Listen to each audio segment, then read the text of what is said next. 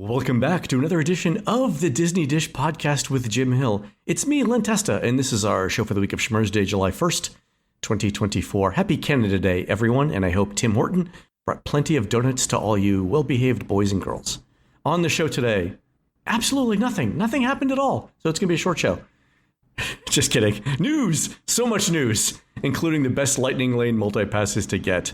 And then in our main segment, Jim gives us one more look into Disneyland's fireworks shows. Let's get started by bringing in the man who's a little suspicious of his new discount pharmacy, but their price for flamin' hot Advil can't be beat. It's Mr. Jim Hill. Jim, how's it going?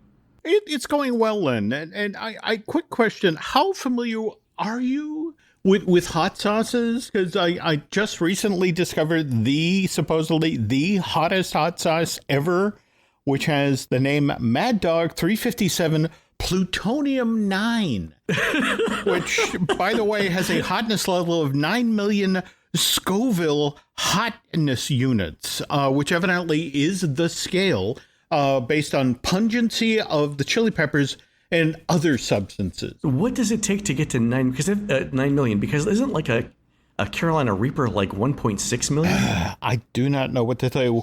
This is 5 or 6 times stronger than you'd basically. Well, you're not going to. More to the point, I'm kind of intrigued by the Scoville units. I'm just wondering, would Mike Scopa have anything to do with this? And you know, at any point did he indulge in hot sauce in your time together? I'll ask, but I think we're at the point, Jim, the point of the summer where we need to start expressing Florida's heat and humidity in Scoville units. Like, I think that's the way to go. I like that idea. Because pungency, yes, particularly you're standing in you stand in a line long enough, it's like, wow, that guy in front of us is a little pungent. But all right, anyway. Pungent, exactly. Okay. That's about 100,000 Scoville units right there. There we go. Okay, exactly. So. All right, Jim, let's do a quick shout out to all of our Patreon supporters. Thanks to everyone who subscribes to the show over at patreon.com/JimHillMedia, including Jessica Stanley, Robert Orth, Stacey Hallman, Colleen Volman, Jacob Bennett, and Kathy Lowe. Jim, you've heard of the TTC, the Ticket and Transportation Center? Yes. Mm-hmm. These are the Disney cast members transforming that into the TTTC, the Ticket, Transportation, and Tapas Center, where you'll be able to get light appetizers and drinks on your way to the monorail or for the walk back to your resort. Look out for TTC-themed drinks like the Monorail Lime Margarita and the portable tram and cheese sandwich, the villain's version as pimento, coming soon to a Magic Kingdom resort area. True story. Oh, why can't this Tram and cheese. Tram and cheese. Oh. And the villain's version is pimento. All right. Why can this not really be a thing? You know, I mean...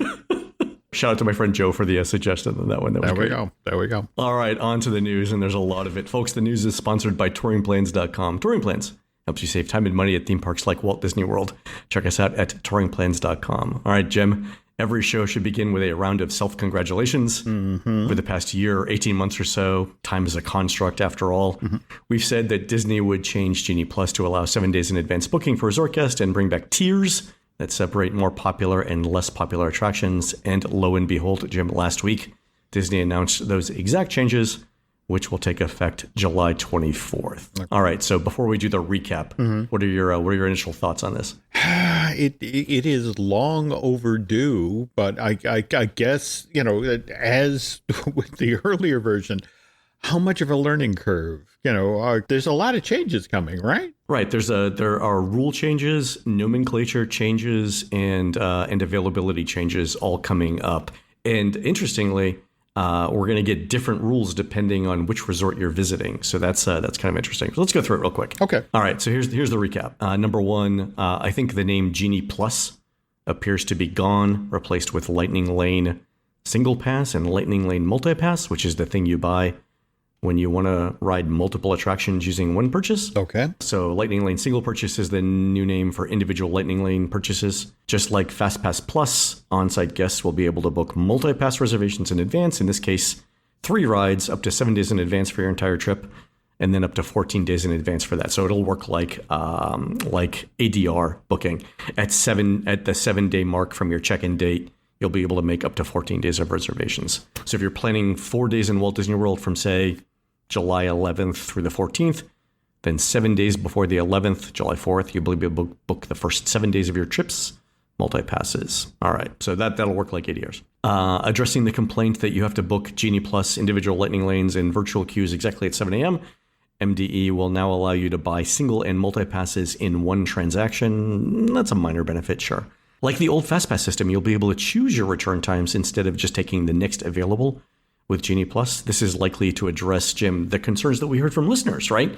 That have mentioned on the show that ride reservation times overlapping or not being known enough in advance to make dining reservations is one of the reasons why people don't make sit-down reservations anymore.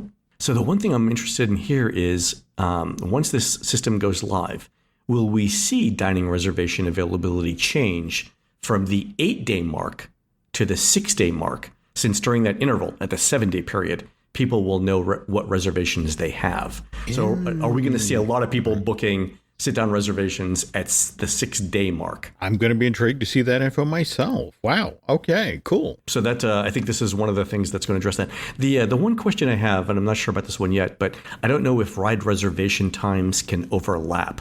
Like in the old FastPass Plus system, you could have a reservation from 10 to 11 a.m., but you couldn't get another one until 11 a.m. So you couldn't have like 10 to 11 and then like 10:15 to 11:15. This is a completely different system, and I don't know if they're going to build in that rule or not. On the one hand, it'd be easier not to build in the rule. On the other hand, I could see how if you did 3 reservations all between 10 and 11, and they happen to be like, and I'm just making this up, but like at, Soren, Frozen, and Remy, right? That's a lot of walking in an hour. Like you probably couldn't get to all of those. So this could be a case of the rule is there to protect guests from themselves. It looks like for Walt Disney World, the 2 hours or first use rule for getting your next reservation has been changed. Now you can get your next pass once you've used any pass you're already holding. And then your 4th reservation can be in another park. So park hopping is enabled. That's new. Still no ride repeats, even if passes are available. Disney was pretty clear about that. And then all parks except Animal Kingdom will have tiers for rides.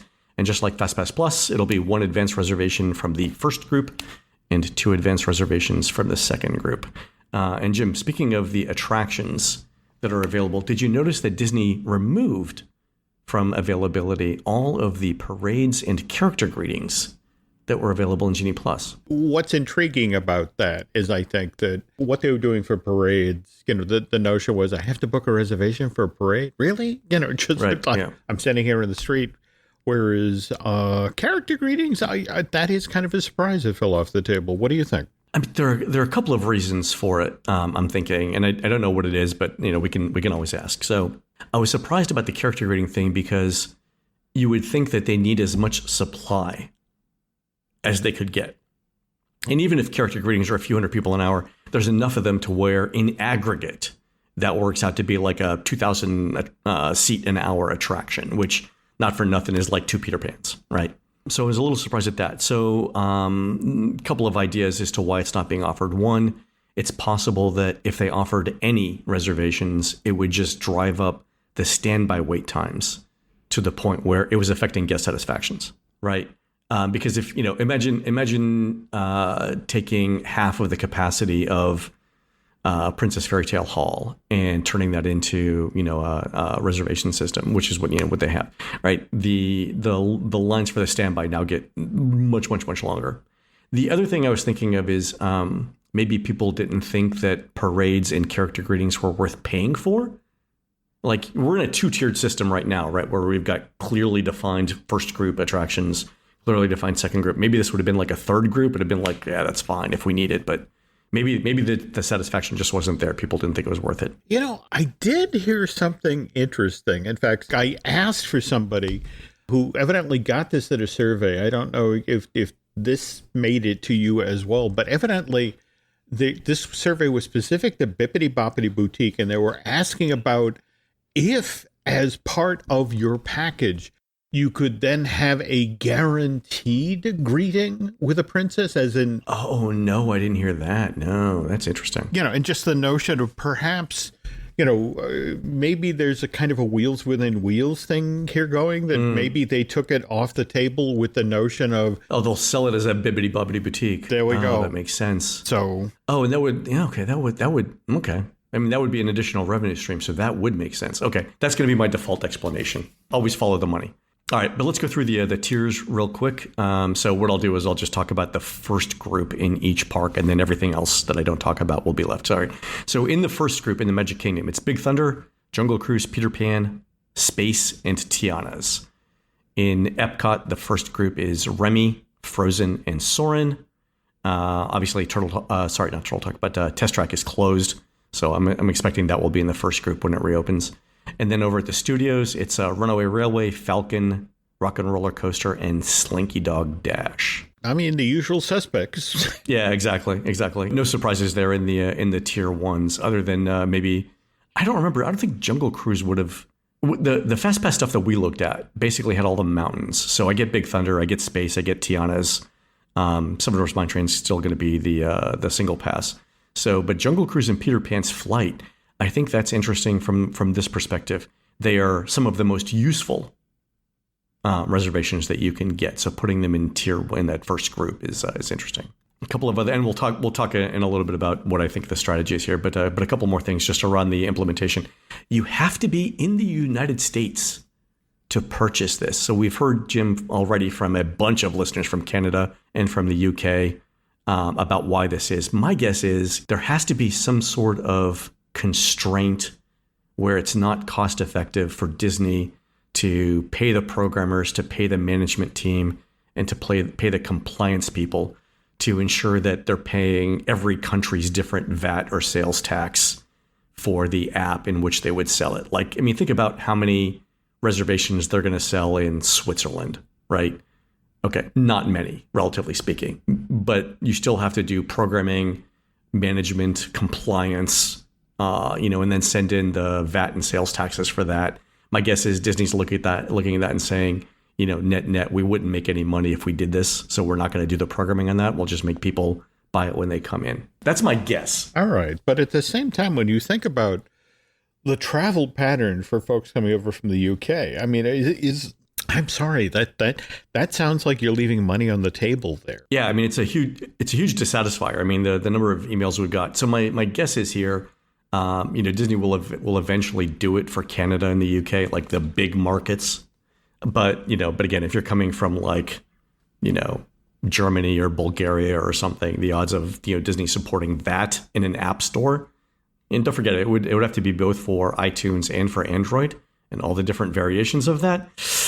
I just don't think they're going to make different versions of that app for that. They're just not. So, all right. So pros and cons for these changes. Here's what I've got for pros. Go ahead and tell me. Number one, just changing the name eliminates the confusion between Genie and Genie Plus.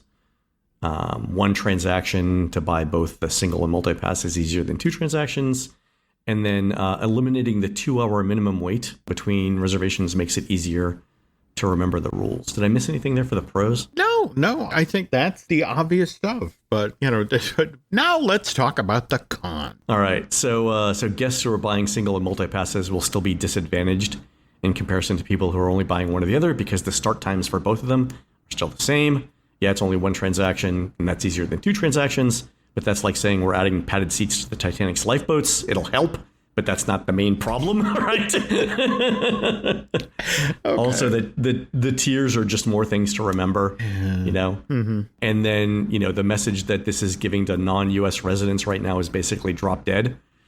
So there's, again, I think they'll fix it, but a lot of complaints from UK and Canadian people. And not for nothing, Jim, but what international tourists are like, 10-20% of Disney's visit? I mean, that is a decent amount of money. Yeah. Think about previously, when they would launch something like this, and then, it's like this 18-month long, stretch of fixes and updates and changes, so we're just getting started on that. Yeah, this is day one. I expect things to be different, let's say at the end of the year. All right, so then based on current Genie Plus usage and the new park tiers and what we know about the old FastPass Plus system, here's an initial guess as to the most valuable multi-pass lightning lanes you could book in advance. So at the Magic Kingdom, you'd want Tiana's Bayou Adventure, you'd want Jungle Cruise or Peter Pan's Flight, depending on what your priority is there.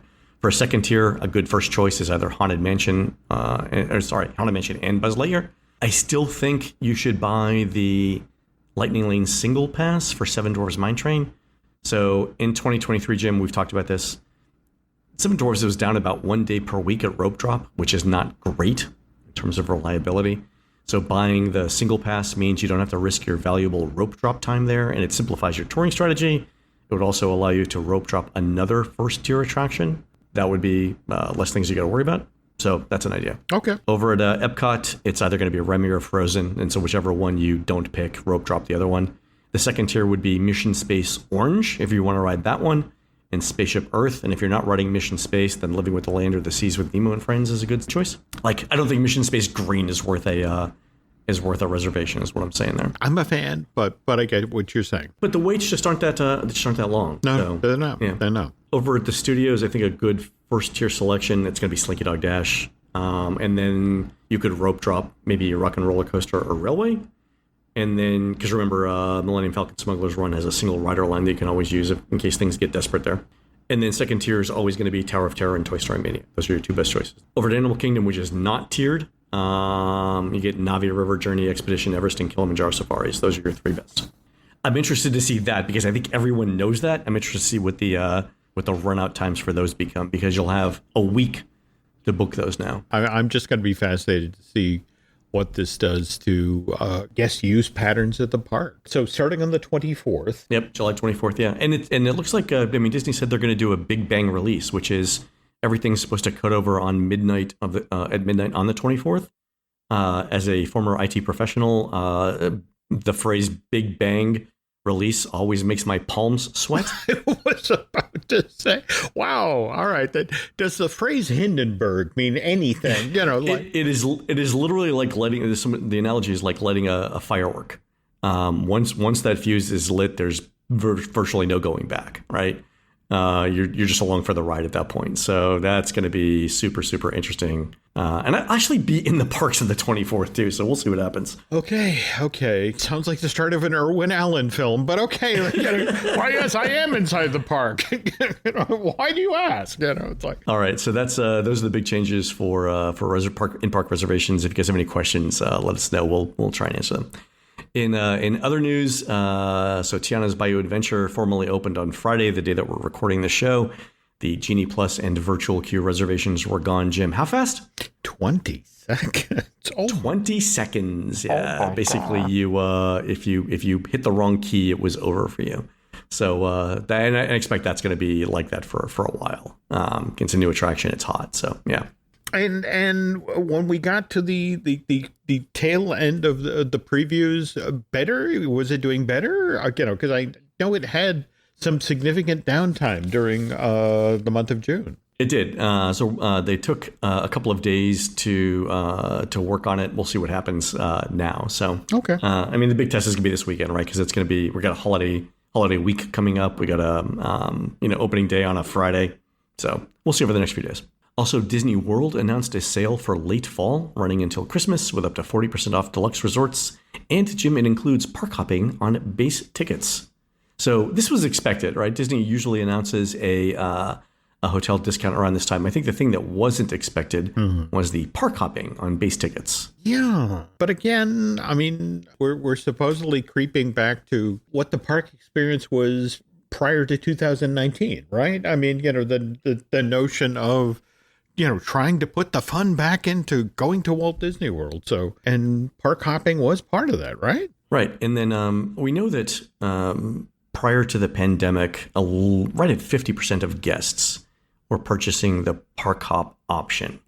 And then during the pandemic, number one, when park hopping wasn't allowed, it just wasn't available. But as it came back and there were still restrictions like the 2 p.m. start time for park hopping, the number of guests purchasing that park hop option decreased. And I think, Jim, correct me if I'm wrong here, but that park hop option is basically almost entirely pure profit. Oh, yeah. For Disney, right? Yeah. They want more park hopping to happen. So maybe this is an instance where Disney's reminding people of how useful park hopping is, so that the next time they come back, they'll purchase that option. We'll see. Also, Disney's announced a closure of just under 2 months for Peter Pan's flight. It closes July 8th, so this time next week. and reopens August 21st, which is a fairly long refurb, right, Jim? It is. And kind of interesting that it's being done midsummer, but what are you hearing as to why this is going? I mean, a couple of things. It could be for ride mechanism refurbishments. It could be, for general maintenance, stuff like that. That's not, that wouldn't be unexpected. But based on what we're seeing with, the changeover from Tiana's, the removal of the Frontierland shooting arcade, and other things, it's possible that this change is going to address survey results that say that the ride's depictions of Native Americans is offensive.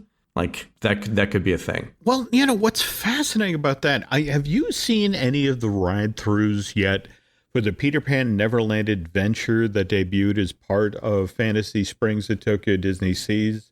Because they actually go to the Native American encampment. In fact, they have, I want to say, Michael dancing on a drum. I mean, in fact, it's a wonderful effect. He's dancing on a drum with Tiger Lily. And you literally see some warriors in silhouette, off to the side of teepees dancing. And it just, one of these things where it's like, it would be intriguing to me that they would have spent millions to deliberately put that element into the land. In fact, what's interesting is you look up at the hillside in Neverland at Fantasy Springs, you can see, the 3 and 4 teepees up on the mountainside to the effect of, okay, the Indians are still here in Neverland. But it just would be intriguing to me that at the very moment you're spending all of this money to deliberately put this moment into your big marquee Peter Pan Neverland Adventure, quietly in Orlando, you're making that moment go away. I mean, two different markets, two different views of things like that, right? So, I mean, Tokyo still has Splash Mountain, right? There we go. Let's not belabor the obvious here. Okay, anyway, moving on. But speaking of Tokyo, have you seen the POV ride through of their new Frozen attraction? Yeah. Did you look at that and say, be fair to Florida? Like, we got basically a third of that attraction. You're not wrong. There was some amazing stagecraft. There's some individual scenes with just amazing effects work and that sort of thing. But interesting you bring that up, because next we were going to do Maelstrom this week. Right. And it got bumped because Jason Schultz shared some wonderful info with us, which we'll get to later in the show. But, in drilling down to Maelstrom, I mean, the notion was the consortium that they got together that was willing to pay to build the Norway Pavilion for Epcot. It's like, look, we'll give you enough money to build 90,000 square feet worth of stuff, but we want 58% of this to be shops and restaurants and stuff that makes revenue for us. So, it was one of these things where the Imagineers were staring down the throat of, okay, we got 42,000 square feet and, for an entire attraction. So you need the ride system, you need back of house, you need a queue. And if you remember, Len, when you got on Maelstrom and you got to the top, that first scene where like the Norwegian father is telling the Norwegian son about, well, get in the boat, we'll see you later. That scene, because they had no room. I mean, it's so narrow, so tiny.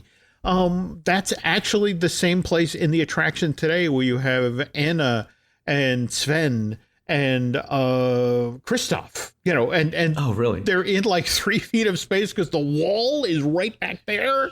So when you start with a greenfield and you build a Frozen ride like that, where we're going to do giant things, we're going to do big effects here. That's, you can do that sort of thing. Whereas, when they made the conscious decision of, okay, this is going into Norway and this is replacing Maelstrom and it's Pottery Barn. Yeah, you have a list to pick from, and that's it. There we go. It'll be interesting to see if the rumor is true that they will bring the Frozen Land to Disneyland as part of the Disneyland Forward expansion.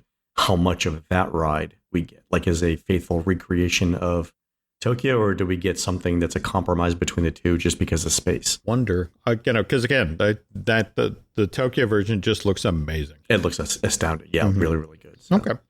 All right, more news. Disney announced Epcot Festival of the Holidays dates. It runs November 29th to December 30th. So candlelight processional, all the same events as before.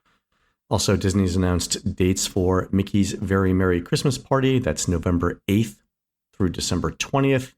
So a bunch of days in November, including, what, Jim, 3 or 4 days during Thanksgiving week? Yeah, that's interesting. So busy week, and we're going to close the Magic Kingdom early. Okay. Yeah, I was surprised at that, and I haven't gone back to see whether that's happened before. But the week of Thanksgiving is the week that starts on Sunday, the 24th. So we've got the 24th, the 26th, the 27th, and the 29th for Mickey's Very Merry Christmas Party days there. So the other days, the 23rd, the 25th, the 28th, I would expect those days to be very, very crowded at the Magic Kingdom. Yeah. Also, 26 out of the 43 days between the start and the end have parties, so more than half.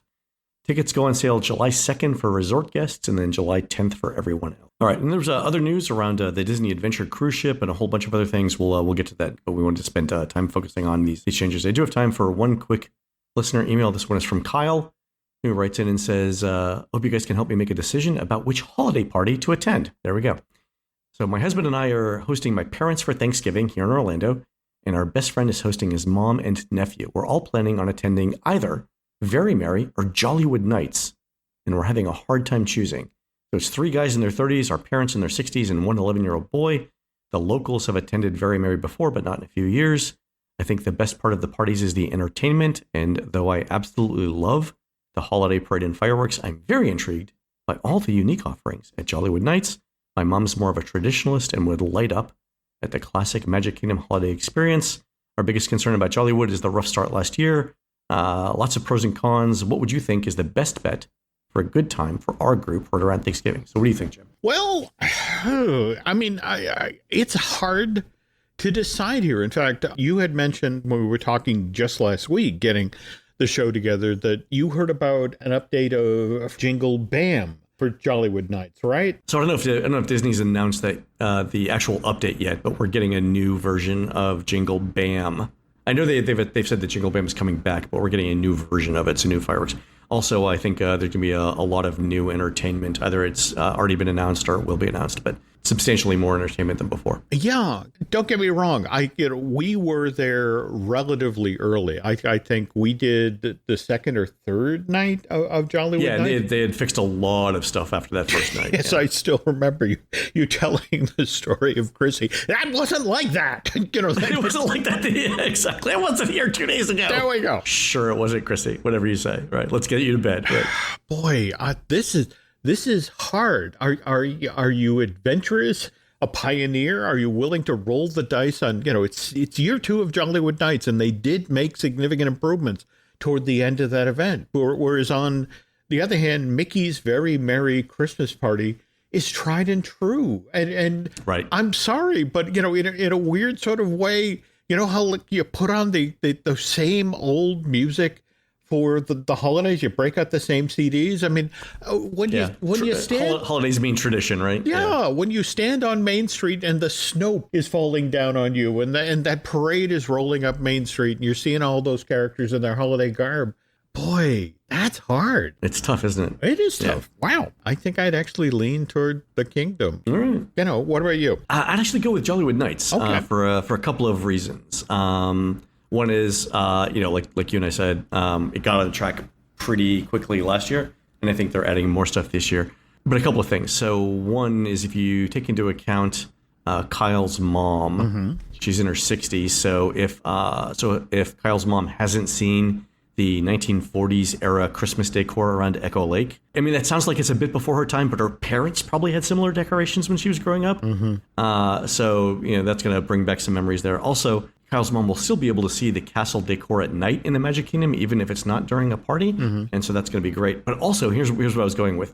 If they visit next year or in the next couple of years, Magic Kingdom is getting a nighttime parade next year, right? That's going to be announced at D23. There we go. So the next visit, you can stay, see the nighttime parade, and see the party. So I think that might be the thing for next year. Okay. I love how the solution to any question about Disney World is, why don't you just visit twice and do both things? There we go.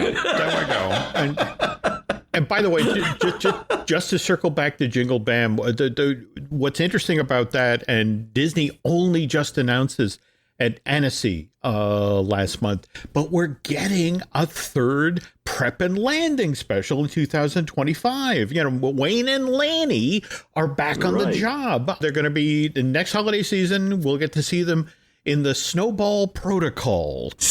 And if that isn't a Bourne Identity movie, I don't know what is. So you think that'll tie into the Jingle Bell, Jingle Bam? What I'm hearing from the folks in entertainment is we also have to factor in the two crazy popular Santa Clauses limited series that were done on Disney Plus. Evidently, those are being cut in. Evidently, a lot of what's going on with entertainment for the holidays this season, they're really feeding off of information coming out of Disney's subscription streaming service about what people are really watching and what they think they'd be excited to see in the parks when they came. That's fantastic. Good. It's so you like to see the synergy flywheel spinning, Jim, right? There you go. I felt dirty just saying it. I'm just saying. Okay. All right, folks, we're going to take a quick commercial break. When we come back, Jim continues the history of Disneyland's fireworks shows with some new information we got just last week. We'll be right back. This episode is brought to you by BetterHelp. So, okay, there are two hard and fast rules when it comes to the internet. Rule number 1, never read the comments. Because, and you need to trust me on this, people, you're never as bad as they say. More to the point, you're never as good as they say either. And rule number 2, what you see on social media isn't a reflection of real life. So never make the mistake of comparing how you're doing in your day-to-day existence with how, well, some social influencer with all sorts of followers seems to be doing. I mean, sure, it may look like those people are having an amazing time, but they're probably not. And once you start doing that sort of comparing and contrasting to your own life, people, well, you're just setting yourself up for a self-esteem spiral. And if that's the sort of headspace you find yourself in these days, well, maybe therapy can help you focus on what you really want, rather than obsessing about what other people may have. And if you're now ready to start living your very best life, well, let me introduce you to BetterHelp. BetterHelp is the world's largest therapy service. It's entirely online and designed to be convenient, flexible, and suited to your schedule. Just fill out a brief questionnaire to get matched with a licensed therapist, and if you two don't click for any reason, well, you can switch therapists at any time for no additional charge. Look, longtime listeners to this podcast know, after I got divorced back in the 90s, I was not in a very happy place. I did some very stupid, incredibly self-destructive things during that time, and I credit therapy with helping me to, well, turn my life around, get me to the relatively happy spot where I reside today. Look, folks, let me be blunt here. You deserve to be happy. So stop comparing and start focusing with BetterHelp. Visit BetterHelp.com/DisneyDish today to get 10% off your first month. That's BetterHelp, HELP.com/DisneyDish. We thank them for sponsoring today's show. And we're back. All right, Jim, we thought we were done last week with the fireworks show. We thought it. And again, it was perfectly ready to move on, and it had done all sorts of research about Maelstrom, but then our friend Jason Schultz, who runs Parkendium, that wonderful online archive that features all sorts of great resources when it comes to theme park history, he shared with myself and Len a copy of the Magic Kingdom Gazette. And the Magic Kingdom Gazette is a newsletter that was published in-house for Disneyland cast members back in the 1980s, and the issue that Jason sent us from July of 1986 featured this 6-page long profile of Harold Mickey Aronson, who, if you remember from our fireworks show, this was the guy who, Walt himself tapped to run fireworks at the parks. Yeah, let me pause you there real quick. I love that we do a 4-part series on some obscure fireworks person from Disneyland from 40 years ago, and then we have a listener who's like, "Oh yeah, would you like 6 more pages of information about this guy?" Yeah. Well, and again, what I loved about this particular article was it wasn't so much about Mickey and his history of the company. It was literally a minute-by-minute description of a typical work night for Mickey. It was his schedule for the day. And 8:10 p.m. I'm here. 8:15 p.m. I'm here. It was great. But at the same time, for folks like myself and Len, who love the nuts and bolts of how theme parks operate, this was all gold. So, I mean, for example, Mickey, didn't arrive at the park to launch the fireworks till 5:30 every night. In fact, what I thought, Len, reading this is like, wow, Mickey's on Tiny Klein's schedule. I mean, remember Tiny was the 70-year-old aerialist who jumped off the Matterhorn every night dressed as Tinkerbell. And, as the story goes, Tiny would show up an hour before she would, was supposed to jump off the Matterhorn, and she'd taken the bus down from L.A. She'd come through the door, put on her outfit, climb to the top of the Matterhorn, jump, slide down the cable, and then, land in the tower behind Frontierland, climb down, and still be able to make it out to the bus stop on time to get the bus home. That fascinated me. She's up at the top of the Matterhorn. She's stubbing out her cigarette, going, if we can hurry up, I can make the A10 back to Pasadena. There you go. There you go. All right. But anyway, now back to Mickey. And again, just want to stress the 80s were a different time, folks, because Mickey hadn't just driven in from home, climbing the car, driving over to Disneyland. No. Mickey en route to the park has swung by the bunker in Rialto, California, where the fireworks are stored. And he's driving his Volkswagen, and on the little trailer that he's dragging He's driving his Pinto. Yeah. But the fireworks for that night, he'd stopped at the bunker, put them on the little thing, and then drove them in traffic to the park. And by the way, all of these fireworks that were in Rialto, California, had come from Walt Disney World. At that point, that's where all of Disney, for the Disney theme parks, all of the stateside displays were staged. The product was kept in Florida, and they would send them in blocks to California. They'd send them 7 days worth of shows. And, evidently that for safety reasons, the decision was, we don't want that much firework in Rialto. You can send 7 days. Probably not, yeah. Yeah. Here's my question. Mm-hmm. Like, do they drive that stuff out? Because, like, if you go to the post office or you go to UPS or FedEx, and they ask you the question, hey, is there anything in this package that's explosive or flammable or dangerous? You would have to answer with, like, how much time do you have? Especially don't shake that one. Oh, God, no. Exactly. All right. So the thing that I found interesting on this was how often they would have to check, like, wind direction. Yeah. I mean, from the moment Mickey walked into the park, in fact, he'd park his car backstage, and again, the story that Jason shared, the very first thing Mickey does is he looks out to the hub, Main Street Plaza, and looks at the flagpole there with the American flag, and which way is the wind blowing? Because that's going to, further on down the line, that's going to impact decisions about that night's fireworks show. So yeah, do you do so? What were the options? It was full show, partial show, no show. Was that the three basic options? What was more intriguing to me was that, depending on the wind direction, it was more about, okay, do we call Small World and Autopia and tell them, hey, you need to shut down? Because, I remember this now. Yeah. Yeah, depending on the way the wind's blowing, because every child wants to come out of, Small World singing and then get hit in the head with a spent fireworks shell. Sure, exactly. So, Yeah. All right. Now, speaking of those fireworks shells, the actual loading of the mortars with the fireworks shells doesn't begin to 6:25 p.m. And what's interesting is the first thing it does when he gets backstage to where the fireworks site is located. And at this time, it was behind the berm, north of Videopolis and adjacent to the Circle D Corral, where the Disneyland horses spend the night.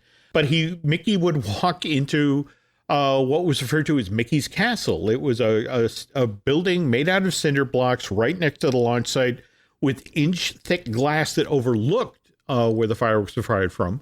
And very first thing Mickey does is he looks at his control panel and makes sure that every single button on the launch panel is in the off position. It's funny because I read that and I immediately thought, I nenever would have thought of checking that first. And that's why I shouldn't have a career in fireworks. Oh, absolutely.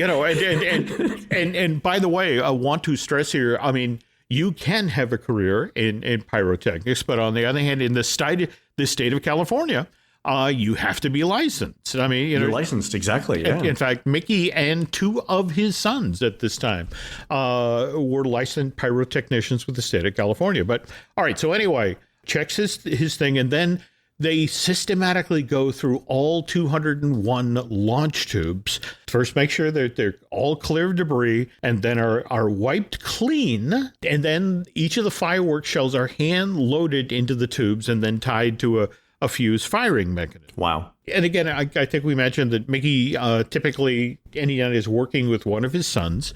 But on the other hand, there are other Disneyland cast members who are helping out, who are helping to make sure that this show goes off without a hitch every night at 9:30. And this is a part of the story that fascinated me. I'd never heard about this before. Like, for example, how the firemen who work at the park would show up an hour and 15 minutes before Vanishing in the Skies was supposed to start and would begin in the immediate vicinity of the launch site, begin to make a backstage safety check. And first and foremost, they'd make sure that all of the doors and windows in the buildings directly around the launch site were closed, with the idea that, again, a shell misfires, goes into a building, starts a fire. Likewise, make sure any flammable material that's in the immediate area is covered. And again, this is one of those things like making sure the doors are closed so that no stray fireworks enter. It sounds like a Wile E. Coyote and a Roadrunner cartoon. Absolutely. But you know that they did that because it happened to someone once. Oh, no, that's it exactly. Though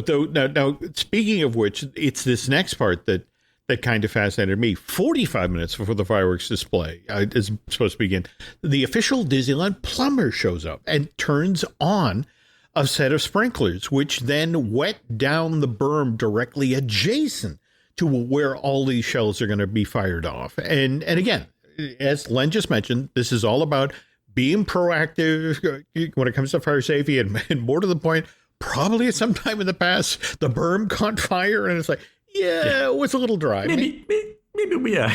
I mean, California does get dry, right? Goes through droughts, so yeah. Well, but what this made me think of was Walt Disney World. In fact, I think you and I have talked in the past about what's interesting about 15, 20 minutes before a fireworks display happens in the Magic Kingdom. Sprinklers kick on, but they're on the roofs. Rooftop. Yeah. What is it? The Fantasyland. Fantasyland, the buildings directly adjacent to Cinderella Castle. Yeah, because the fireworks should land there. I think, and the thing is too, if you can see this in the parks. If you happen to watch the fireworks from, let's say, the Rapunzel bathrooms in the Magic Kingdom, and then you walk back towards PhilharMagic when they're done, you'll notice the ground is wet. Oh yeah, as you walk by, and that's what that is. Yeah, absolutely. Okay, so we mentioned earlier that again, Mickey very concerned about the direction of the winds blowing.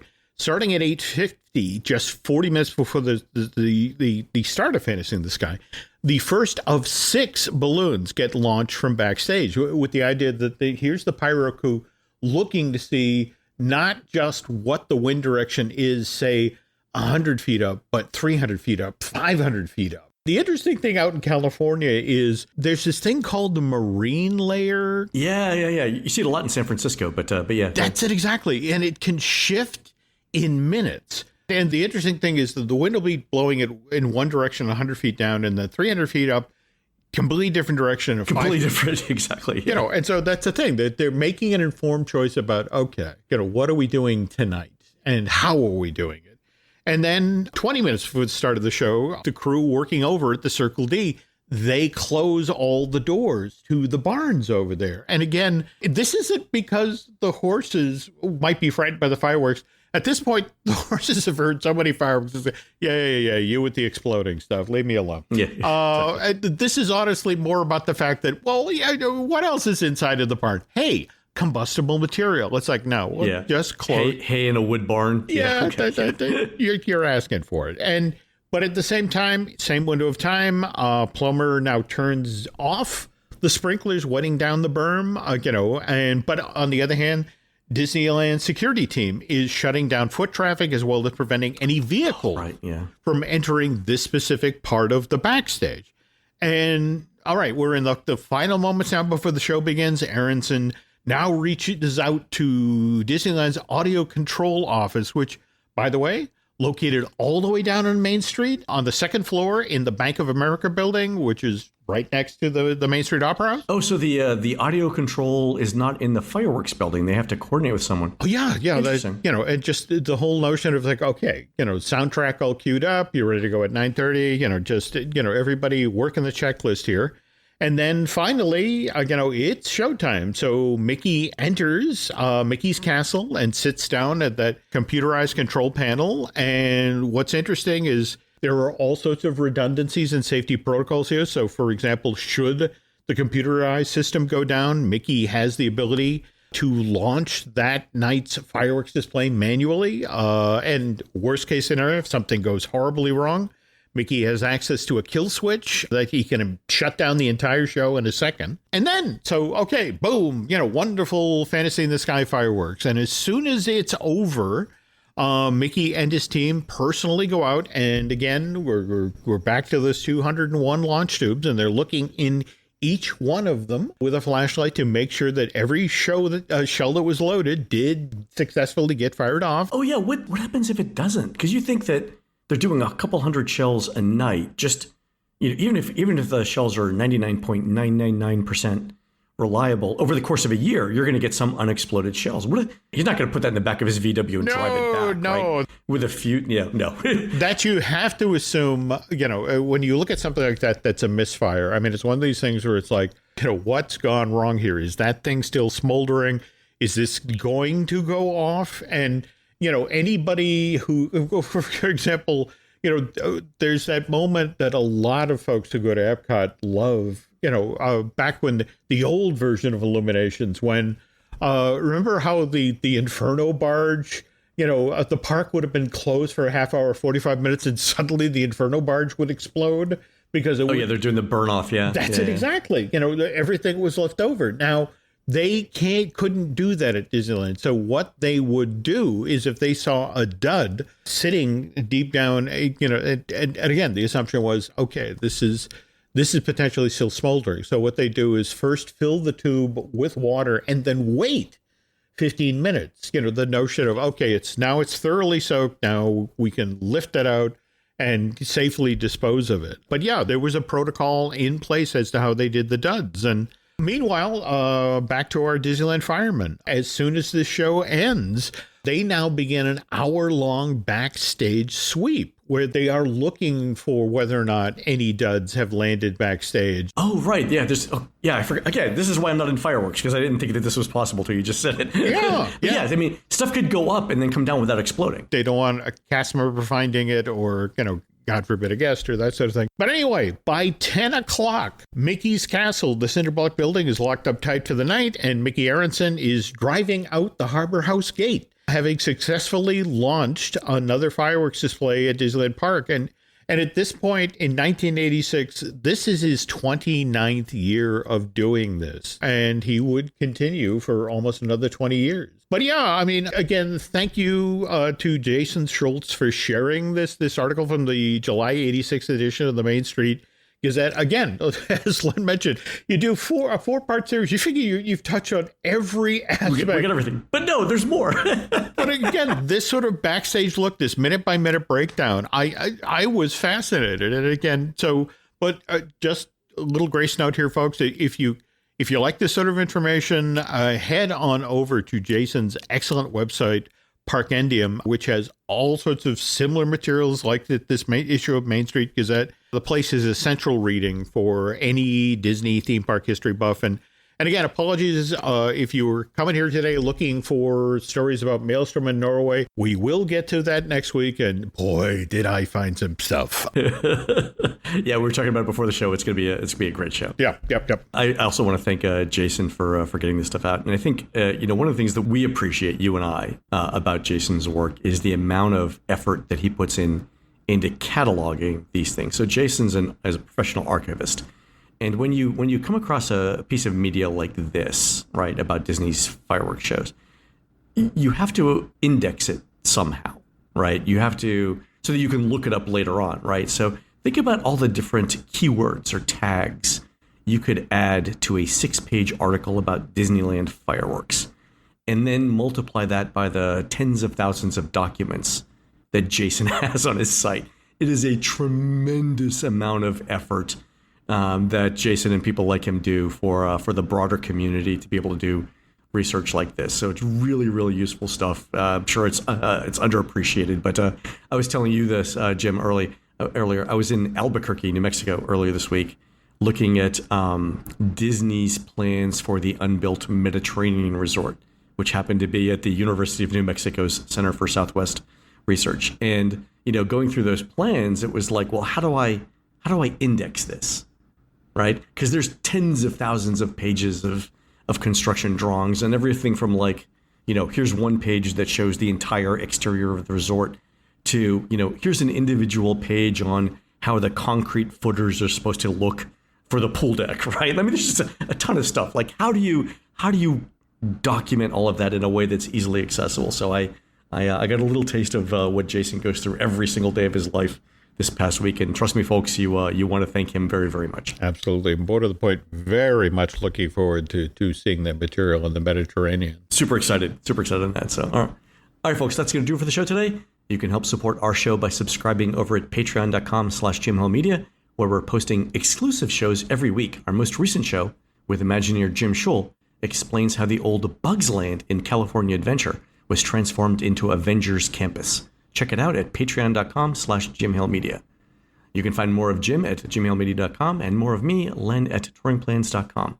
We're produced spectacularly by Eric Hersey, who will be using Grandma Hersey's blueberry batter recipe to recreate Jackson Pollock's number 31, at the Pancakes and Booze Art Festival from 8 p.m. to midnight on Saturday, July 20th, 2024 at the Deuce. That's on South Central Avenue in beautiful downtown Phoenix, Arizona. While Eric's doing that, please go onto iTunes and rate our show and tell us what you'd like to hear next. For Jim, this is Len. We will see you on the next show.